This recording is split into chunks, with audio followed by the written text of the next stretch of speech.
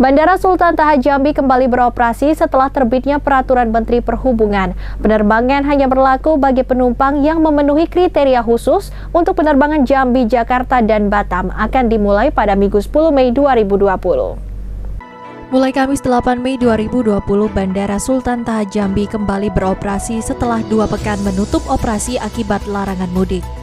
Dibukanya operasional bandara tersebut setelah terbit keputusan Menteri Perhubungan yang memperbolehkan moda transportasi umum kembali beroperasi untuk mengangkut penumpang dengan kriteria khusus. Sesuai dengan surat edaran dari Gugus Tugas Percepatan Penanganan COVID-19 Nasional, terdapat beberapa kriteria bagi penumpang yang akan melakukan perjalanan, baik melalui jalur darat, laut, dan udara. Di antaranya yakni perjalanan dinas bagi karyawan yang bekerja di lembaga pemerintah atau swasta. Selanjutnya perjalanan untuk pasien yang membutuhkan pelayanan kesehatan darurat atau perjalanan orang yang anggota keluarganya intinya sakit keras atau meninggal dunia. Kemudian perjalanan bagi repatriasi atau pemulangan warga negara asing ataupun sebaliknya.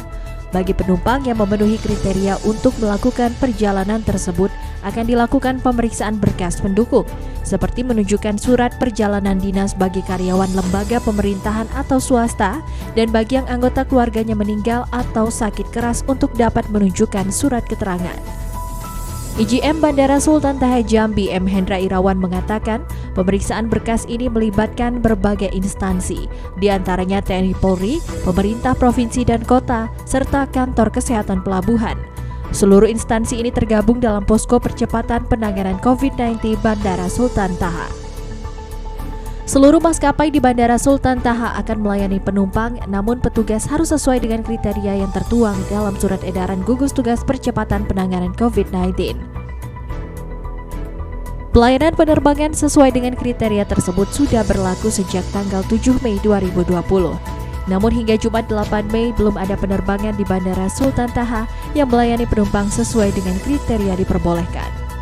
Seharusnya pada Jumat 8 Mei ada jadwal penerbangan dari Citylink, namun karena tidak ada penumpang sehingga penerbangan dibatalkan.